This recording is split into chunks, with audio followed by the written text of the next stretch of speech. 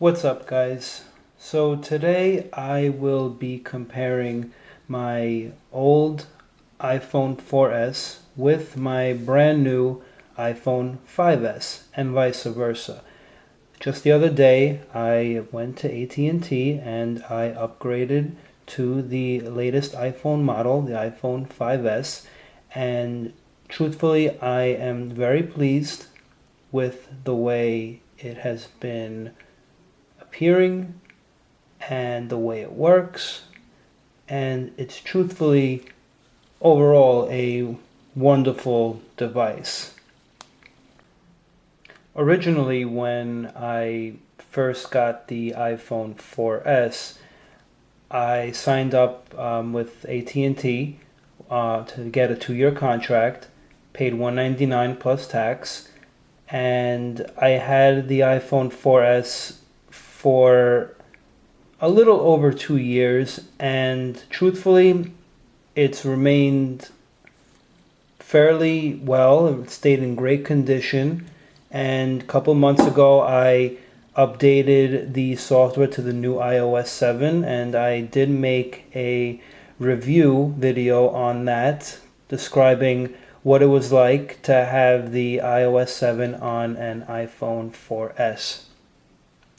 But when I went to AT&T to upgrade to the iPhone 5S, the AT&T representative gave me a different option. He said you could either sign up for the 2-year contract, pay the $199 up front and the tax as well as the upgrade fee, or what I can do is sign up for the AT&T Next plan. And I heard about it but wasn't too familiar with it. So he explained to me basically the way it works is it's kind of like leasing a phone. You take the phone, you hold on to it for 1 year. And during that year, which in this case, I forgot to mention that both devices are 16 gig. So the 16 gig iPhone 4S, the AT&T rep was explaining to me that all I needed to do to walk out with the phone was pay the tax up front, which is around $40 and change, and then all I needed to do was pay $27 a month for 1 year. And he told me that after the 1 year was up, I could return the phone, no upgrade fee, no return fee, and then I could start my AT&T Next plan with the next iPhone model, which hopefully will be called the iPhone 6, or maybe they might change it around and decide to go with the iPhone Air. Either way, I'm very excited to know that I don't have to stay on a 2-year contract, and I could change my phone now every year and keep up with the new model. So I'm really excited about that. And also, when I went to AT&T, I asked them about if they had any trade-in programs, and they did. And so what I'm doing is I'm going to be giving my iPhone 4S to AT&T. They're going to give me a $100 credit, and I decided to use that credit to pay for the first few months of the iPhone 5S bill. So I'm truly happy that AT&T came out with this Next plan, because truthfully, every 2 years would be when I would upgrade my phone. And now I can honestly upgrade every year and always be on top of the latest technologies. So as we start comparing these two devices side by side, the first thing that you will obviously notice is the screen size, and that the iPhone 5S has a slightly larger screen than the iPhone 4S. The 4S has a 3.5-inch diagonal screen, whereas the 5S has a 4-inch diagonal. Also, at first glance, you notice that with the iPhone 4S and 5S, the home buttons are different.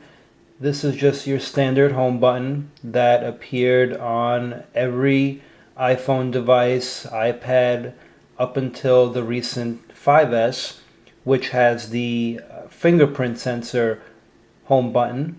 And it's a pretty cool alternative other than the long passcode or the number passcode, and you can use it to unlock your device and also as an alternative when you log on to your iTunes store, as well as the App Store.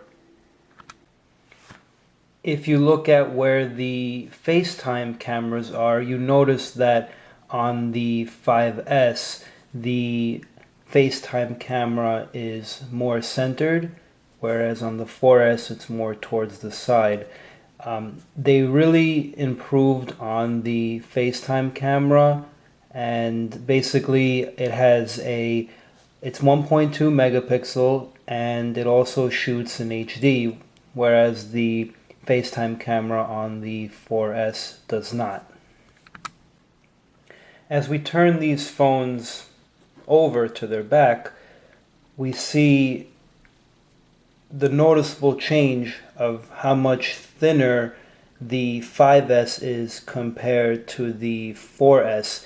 And I know it's hard to really show the weight, but just take my word for it. The 5S feels much lighter in my hand compared to the 4S.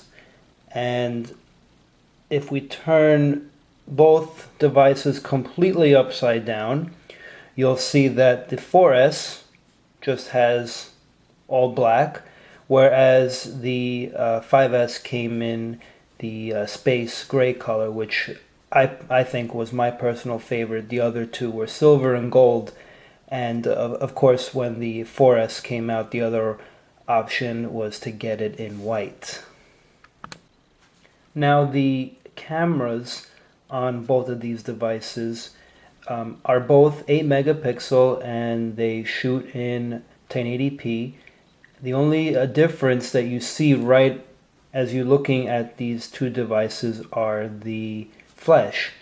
And on the iPhone 4S there's only one white flash, whereas the 5S has what's called the True Tone flash, where you have a combination of both white and yellow going off at the same time.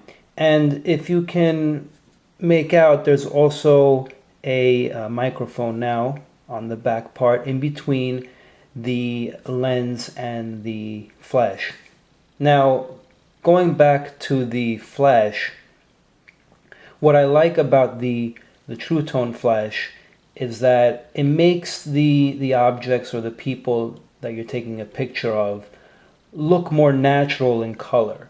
Whereas the 4S, as great of a camera and bright of a flash as it was, when a picture will be taken in low light conditions, you can really tell that the pictures come out fairly bright. The faces come out almost white, pale, whereas with the 5S, because of the dual white and yellow flash taken together, make the pictures or the people, the objects, look more natural and have more of a glow to them. Earlier on in the day, I took a picture of a plant that I have in my house, and I took one shot with the iPhone 4S and another shot with the 5S. And at the end of this video, I'm going to post both pictures so you can view them side by side and see if you notice a difference. And both pictures were taken with low light and with the flash on.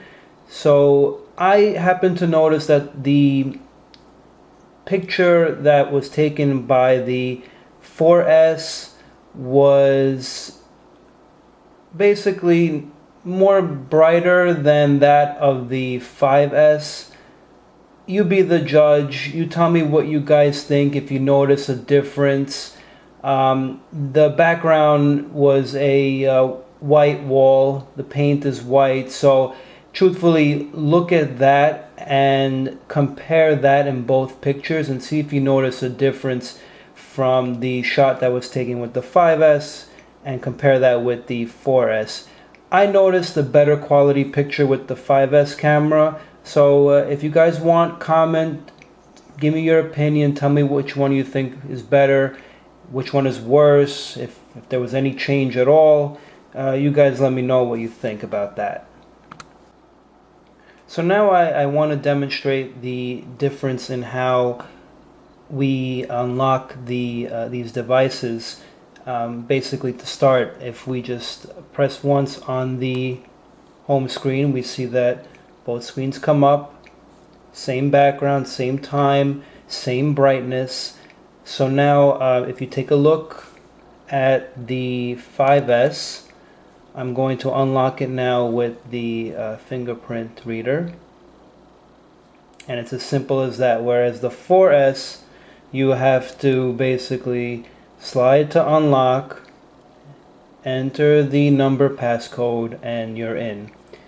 Kind of boring, simple, but what do you guys think? Maybe the fingerprint sensor is a lot easier, but then again, I haven't tested it while basically walking down the street or on a rainy day or on a damp day. These are pretty much dry, controlled conditions right now, and everything is working fairly smoothly. I haven't really tested it outdoors. But regardless, very impressive. Very creative of Apple to think that way, and I hope to see this fingerprint reader in future devices, especially the iPad. When it comes to speed and network, the iPhone 5S supports LTE while the 4S does not, and the 4S runs on an A5 chip, whereas the 5S runs on an A7 chip, as well as an M7 motion coprocessor, and it's also the very first smartphone in the world to have a 64-bit processor. The 64-bit processor is great for those who enjoy their gaming on their iPhone devices. I mean, I've seen laptops online that have 64-bit processors, and here we have a small 4-inch smartphone that has that same capacity. Very, very impressive. The main function of the M7 motion coprocessor is to collect sensory data from the compass, the gyroscope, and the accelerometers. And by doing that, it puts less strain on the A7 chip for the 5S, thus making the phone a lot faster. Whereas on the 4S, it does not have the M7 chip. The A5 chip has to do all the work, including collecting the sensory data from the compass, gyroscope, and accelerometer. Okay, so now we're going to test the speeds of these two devices, and I'm going to start by selecting on the YouTube app and seeing which device opens the app the quickest, and I'm going to press on the app and open it at the same time for both devices.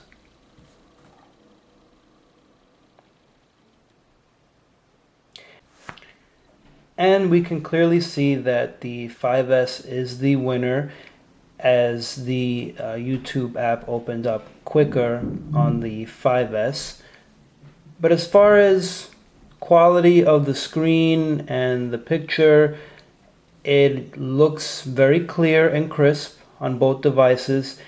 I'm not sure if I mentioned this, but although the screen sizes are different, the pixels remain the same, so it still looks just as sharp on both devices, and really there's not that much comparison or difference for that matter.